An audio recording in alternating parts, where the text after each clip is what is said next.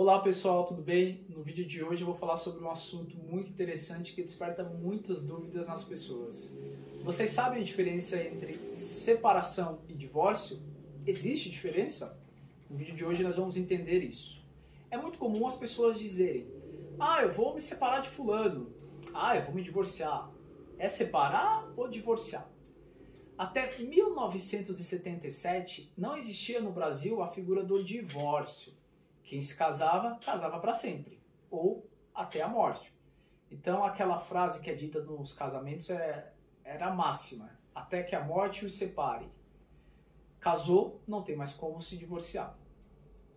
Isso, evidentemente, causava uma situação muito ruim na sociedade, porque imaginem aqueles casais que se casaram, tinham uma vida em comum, mas por algum motivo não queriam mais compartilhar o mesmo lar, compartilhar as mesmas escovas. Como é que eles faziam? Não havia o divórcio, não poderiam se divorciar. Lembrando que essa ideia de não ter o divórcio, ela é trazida pela Igreja Católica, que foi incorporada no nosso ordenamento jurídico. A influência da Igreja Católica, como vocês sabem, foi muito forte na legislação brasileira. Hoje em dia, menos, mas já houve uma influência muito forte anteriormente. E como é que as coisas aconteciam? Existia a figura do desquite, também é uma outra figura que vocês certamente já devem ter ouvido falar. Então, como é que funcionava? Vamos aos exemplos, porque com exemplo tudo fica mais fácil. Maria é casada com João. Por algum motivo, os dois não querem permanecer casados. Podem se divorciar? Não, não podem. Mas aí Maria se apaixona por uma outra pessoa, João se apaixona por uma outra pessoa, eles querem viver a vida deles, mas separados entre si. E aí existiu o desquite, que nada mais é do que a divisão dos bens e o fim da sociedade conjugal. Então Maria não devia mais fidelidade a João e nem João devia mais fidelidade a Maria. E os seus bens eram divididos. Contudo, eles permaneciam casados. João poderia contrair matrimônio novamente? Não. E Maria também não. Então era essa a situação que existia no Brasil até 77. Contudo, em 77, sobreveio a emenda constitucional número 9. Essa emenda constitucional trouxe a figura do divórcio ao sistema jurídico brasileiro, certo? Lembrando que eu estou falando de uma emenda à Constituição anterior à Constituição atual. A nossa Constituição atual é de 1988. Essa emenda constitucional número 9 foi na Constituição anterior. Isso é importante porque logo mais eu vou falar sobre uma outra emenda constitucional para que não gere qualquer dúvida essas emendas. Tudo certo? O que essa emenda constitucional, além de trazer o divórcio, dizia? Que os cônjuges poderiam se divorciar. Contudo, antes do divórcio, eles tinham que se separar. Ah, Pedro, agora está explicado. Não está tão explicado. Mas como é que era essa separação? Então vamos aos exemplos. Maria, casada com João. Maria queria se divorciar de João, certo? Não podia se divorciar. Com a emenda constitucional número 9, Maria passou a ter esse direito de se divorciar. Era imediato, como é nos dias atuais? Não. Os cônjuges tinham que se separar. Então Maria tinha que ajuizar uma ação de separação e aí o juiz constituía a separação dos cônjuges. Após essa sentença, eles deveriam esperar um prazo de 3 anos, é isso que a emenda constitucional dizia. Eles tinham que esperar um prazo de 3 anos para aí sim se divorciarem. Nossa, Pedro, mas por que tem que esperar um prazo tão grande de 3 anos? Porque o constituinte daquela época entendia que, como o divórcio não existia, era um instituto novo, eles tinham muitas dúvidas se isso iria pegar. E a maior preocupação deles era, poxa, mas e se no meio do caminho Maria e João mudam de ideia e querem permanecer casados? Então, por isso eles estipularam um prazo de 3 anos. Nos dias atuais, a gente pensando, é algo totalmente inusitado, mas lá funcionava dessa forma. Então tinha que haver essa separação judicial. É sempre judicial, tinha que ter essa ação. Outra coisa importante, precisava ter culpa. Não bastava só a vontade. Então se Maria queria se divorciar de João, não bastava ela querer. Ela tinha que demonstrar que João contribuiu de alguma forma para o insucesso do casamento, nesse nosso exemplo aqui. Então Maria ajuizaria uma ação de separação, dizendo: João é viciado em bebida, João me maltrata, João foi infiel, alguma coisa que o desabone. E aí, ela comprovando isso, o juiz constituía o casal separado. Funcionava dessa forma.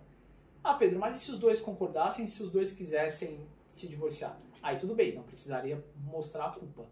Não havia esse elemento culpa. Mas a ação tinha que existir. Então os dois ajuizariam uma ação, requerendo a separação. A separação era constituída pela sentença, esperavam 3 anos, divórcio. Isso foi o que a emenda constitucional número 9 de 77 trouxe. Foi um avanço tímido, mas foi um avanço porque possibilitou o divórcio. Claro que essa emenda constitucional trouxe também outras temáticas em relação ao divórcio, separação, que não cabem serem tratadas aqui nesse vídeo, porque esse vídeo, como eu disse, vai tratar somente de separação e divórcio, certo? O tempo passou e sobreveio a Constituição atual, a Constituição de 88. E na Constituição de 88, lá no artigo 226, ele vai tratar sobre a família. O que dizia a Constituição de 88 sobre separação e divórcio? O texto original da Constituição, tá? Dizia o seguinte, que era possível o divórcio. Contudo, tinha que ter a separação prévia, assim como foi com a emenda constitucional número 9 de 77.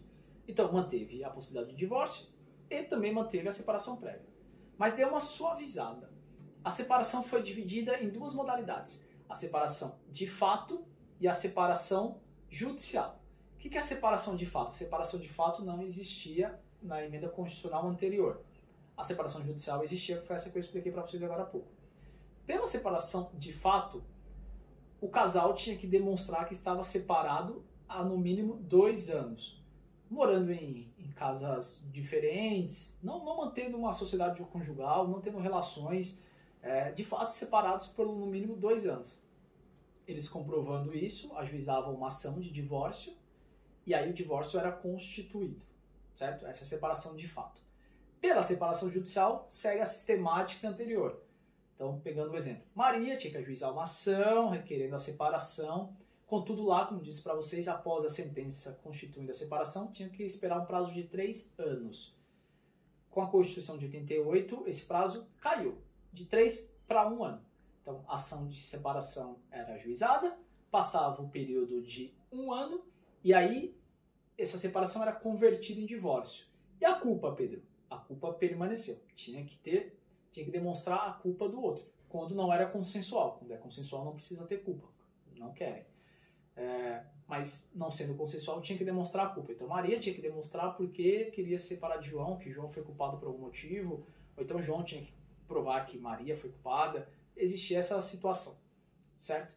E isso perdurou até 2010. Nós estamos em 2021, essa situação perdurou até 2010. Em 2010, sobreveio a emenda constitucional número 66. Outra emenda, mas lembrem-se, essa emenda número 66, ela é uma emenda nesta Constituição atual, de 88. A emenda número 9 é da Constituição anterior, certo?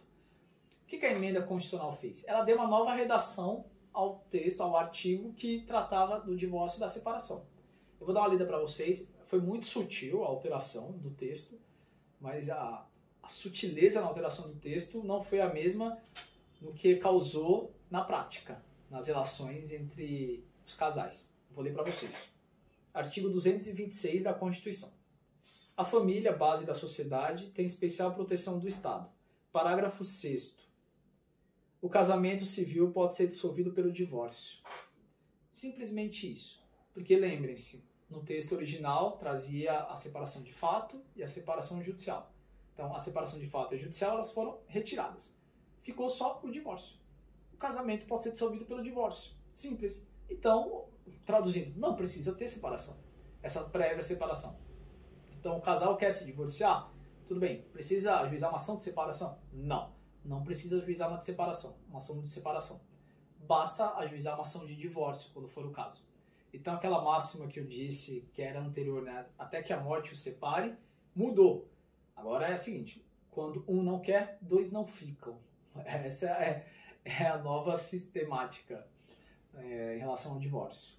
Então, ficou dessa forma. Lembrando que existem 2 formas de se divorciar. Uma extrajudicial e a outra judicial. Pela extrajudicial, o casal se dirige até um cartório de notas, acompanhado do advogado. É importante que haja o advogado. E lá é feita uma escritura pública de divórcio, certo? Com essa escritura pública em mãos, eles se dirigem até o cartório de registro civil e lá na certidão de casamento é averbado o divórcio, certo? Essa é a extrajudicial. Uma coisa importante, não é possível fazer esse divórcio extrajudicial se o casal tiver filhos menores de idade ou se tiverem bens a dividir, a partilhar. Tudo bem? Então, vamos lá. Não existindo filhos menores de idade, não existindo bens a partilhar, e desde que seja consensual, tem que ser consensual. Os dois precisam querer o divórcio. Eles podem até o cartório de notas com o advogado. E o divórcio judicial. Pelo divórcio judicial, a gente tem a situação quando o casal tem filhos menores de idade ou tem bens a partilhar. Tudo bem? Aí tem que ser judicial, não tem jeito. Outra situação também é quando um dos cônjuges não quer dar o divórcio. Ainda existe essa possibilidade. Não dá para pegar na mão do cônjuge que não quer dar o divórcio e falar assina aqui. Não há essa possibilidade. Então assim, Maria quer se divorciar de João. João não quer se divorciar de Maria. Ela ajuiza uma ação de divórcio contra João. Maria precisa provar que João fez alguma coisa que desabonou o casamento, que levou o casamento ao sucesso? Hoje em dia, não. É uma petição simples, dirigida ao juiz. Excelência, quero me divorciar de João. Não precisa dizer por quê. Simples. E aí, claro, João vai ser ouvido, vai ter uma audiência para ver se as partes entram em acordo, há alguma conciliação, mas o juiz não tem a discricionariedade de dizer, não, vão ficar casados. Não. Quando, como eu disse agora há pouco, quando um não quer, dois não ficam. Então o juiz vai lá e dá uma sentença constituindo o divórcio. Tudo bem? Outra coisa importante, a separação judicial, então, não existe mais no ordenamento jurídico brasileiro? Existe, a separação existe, ela não foi revogada. Lá no Código Civil a gente vai encontrar diversos artigos que tratam da separação, inclusive da separação de fato e da separação judicial. Mas ela não é muito usual atualmente, porque se o casal ele pode se divorciar sem a necessidade de separação, por que vai haver essa separação? Contudo, existe pelo seguinte motivo. O casal pode estar indeciso, então pode estar pensando se compensa ou não se divorciar, vão lá e ajuizam uma ação de separação, os bens são divididos, mas eles têm aquele prazo de 1 ano para que mudem de ideia. Mudando de ideia, a situação anterior volta, ou seja, eles continuam casados.